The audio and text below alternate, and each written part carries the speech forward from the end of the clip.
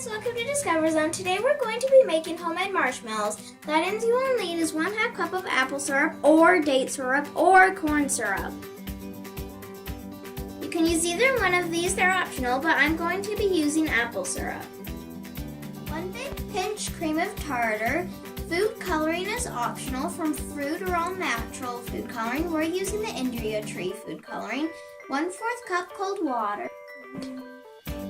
1/8 teaspoon of salt, an 8x8 inch pan greased with oil, starch, 1 to 1.5 tablespoons of gelatin, an electric mixer, a cooking pot, and a candy thermometer. Let's get started. Also, we forgot to tell you that you need 2 teaspoons of vanilla too.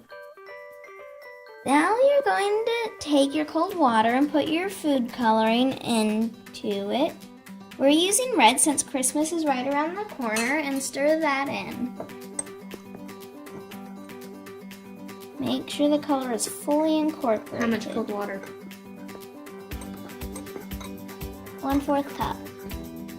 Now put your colored water into the electric mixer. Add in your 1/8 teaspoon of salt, and then put in 1 teaspoon of vanilla. We are using Mexican vanilla. Now sprinkle your gelatin on top of the water. The more gelatin you use, the thicker your marshmallows will be. We're using 1.5 tablespoons. We sprayed our 8x8 pan with oil, and now we're going to sprinkle a little bit of our starch in. We're using arrowroot, but you can use cornstarch or potato starch. Now spread it all around your pan. It should stick to the pan because of the oil. This is the apple syrup we are using. You're going to take 1/2 cup of it. Put your 1/2 cup of apple syrup into your pot. You can also use maple syrup, but your marshmallows will taste mapley.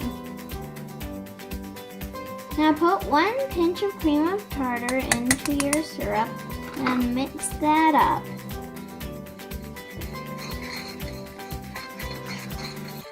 The cream of tartar is optional but recommended. Now put your candy thermometer in and take the pot to the stove and bring it to a boil over medium heat. Now that it's boiling, turn your oven to medium-high heat and wait till your candy thermometer hits 235 degrees Fahrenheit. Now, this is really hot, so have a parent help you with this. It's reached 235 degrees, so you're going to take your candy thermometer out and then pour the hot syrup into your gelatin liquid mixture. Now you're going to whip this on high, gradually getting up to high for 5 minutes until it's fluffy. Once it has whipped for 5 to 6 minutes, it should look like this. It's so fluffy and pretty, and the pink coloring has kind of disappeared a little bit, but that's fine. You can always add more. Now put it in your pan and spread it out. It might be a little difficult at first, but it should be, spread it out. And then leave it at room temperature for 2 to 3 hours. As it cools, it gets a little bit harder to spread, and we took a little bit too long too, but this is the underside anyway, so it doesn't really matter. The smooth side will be on the other side. Guys, now our marshmallows have sat for 2 hours, so we're going to flip them out of the pan onto a piece of parchment paper. And then we're going to sprinkle, it looks kind of fluffy, and we're going to sprinkle both sides with powdered sugar. This is much fluffier than normal marshmallows, and you can get it smoother than this.